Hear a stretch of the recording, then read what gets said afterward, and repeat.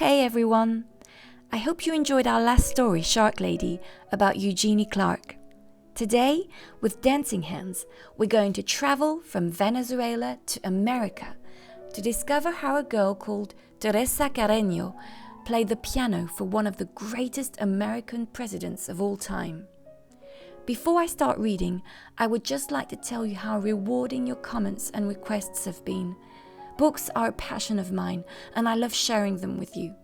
And I really encourage you to read, to develop your imagination and your outlook on the world. So, if you like Dancing Hands, written by Margarita Engle and published by Atheneum Books, click on the link below to purchase it and have your own copy to read over and over again. Okay then, let's read on.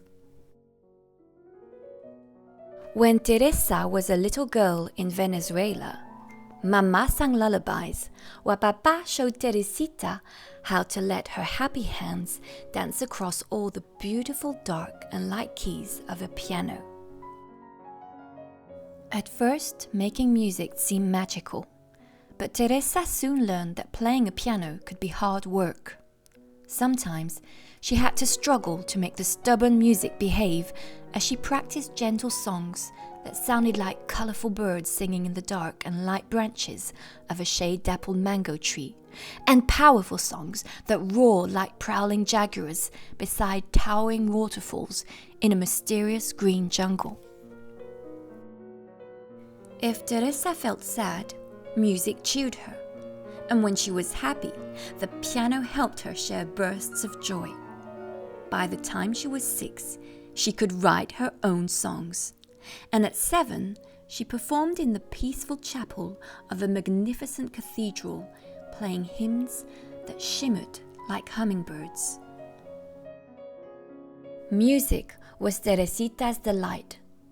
But suddenly, when she was 8, a war changed everything. Guns blazed, swords flashed, and poor Papa had to rush the whole family down to the seashore and onto a ship, into a storm where wind howled, waves rolled, barrels tumbled, ropes snapped, and clouds bucked and kicked across the wild sky like angry mules. By the time the ship arrived in New York, Teresa felt lost. She was homesick. How could she ever play happy songs again in this unfamiliar country where she did not know a single friend? Few people spoke Spanish, and all around her, curious strangers stared and whispered, as if her whole family belonged in a museum of oddities. Worst of all, there was fighting here too, the horrible Civil War. North battling South, as soldiers marched, and newspaper boys hollered about victories, defeats, funerals, and fears. Without a new piano, Teresa would have felt even more lonely. But soon, she discovered that wherever one is, some people are friendly, drawn together by songs. Musicians came to her home, playing along while they listened to the dazzling notes of her dancing hands. Determined to improve, Teresa practiced graceful waltzes and sonatas, booming symphonies, and lively folk songs, her strong hands accepting the challenge of life's many dark and light moods. People began to call her the Piano Girl. Her picture was in the newspaper and on posters, advertising concerts where she performed with great orchestras that invited her to play solos. Teresa triumphed in enormous theaters where children clapped and cheered while their parents stood up and tossed roses. With Papa at her side, she traveled to elegant cities. And by the time she was 10, the Piano Girl grew so famous that she received amazing invitations, including one so special that she could hardly believe her eyes. President Abraham Lincoln wanted her to play for his whole family at the White House. But the country was still at war, so Teresa arrived in Washington, D.C. at a time when freed slaves were signing up to be soldiers. The injured moaned, and nurses groaned from the sheer weariness of caring for so many fevers and wounds. Not long ago, the president's young son had fallen sick and had died. Men argued about battles lost, battles won, speeches made, victory delayed. Teresa began to worry.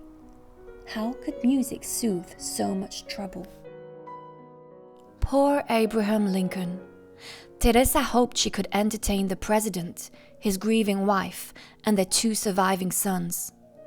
Her fingers might stumble, the rhythms emerging too slow or too fast. But Teresa was brave, and she believed in trying her best. So, she entered the White House silently, clutching Papa's hand fiercely as they stepped into a room so red that it looked like a storm or a sunrise. Teresa remembered how it felt to be a homeless refugee, and how lonely she had been surrounded by strangers, some of them rude, and others kind. The memory of meeting past challenges now helped her fingers dance, celebrating the way life had turned out to be a mixture of all sorts of feelings, happy and sad. But the piano was poorly tuned, making her music sound ugly. What should she do? Refuse to play? She stopped, feeling discouraged, until Mr. Lincoln smiled kindly and asked for his favorite song. Listen to the Mockingbird. Teresa knew she could play this lively piece even on an imperfect piano. So her fingers leaped across all the glorious dark and light keys, improvising the way mockingbirds do, the melody changing as she went along. Music swirled, twirled, and soared on wings of sound.